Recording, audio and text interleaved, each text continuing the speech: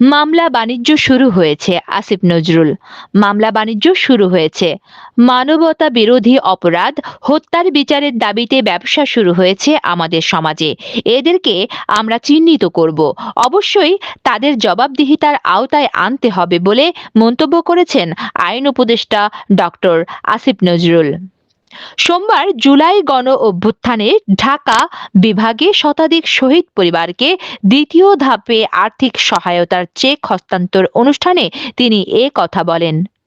সোমবার জুলাই অভ্যুত্থানে ঢাকা বিভাগে শতাধিক শহীদ পরিবারকে দ্বিতীয় ধাপে আর্থিক সহায়তার চেক হস্তান্তর অনুষ্ঠানে তিনি এ কথা বলেন।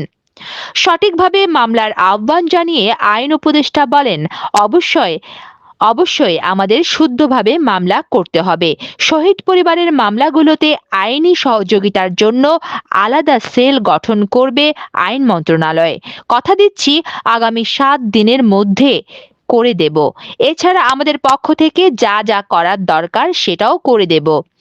পুলিশ কেন কাজ করছে না তার ব্যাখ্যা দিয়ে তিনি বলেন, গত আমলে বলে কয়ে বলতো গোল গত আমলে গত আমলে বলে কয়ে বলতো গোপালগঞ্জের ছেলেদের রিক্রুট করা হবে, ছাত্রলীগের ছেলেকে রিক্রুট করা হবে। এখন পুলিশ বাহিনীর 10 জনের মধ্যে যদি 8 জনের হৃদয়ে বাকশাল থাকে এবং তারা যদি আওয়ামী লীগ পরিবার ও গোপালগঞ্জের হয়, সেই পুলিশ নিয়ে কি কাজ করা সোজা ব্যাপার?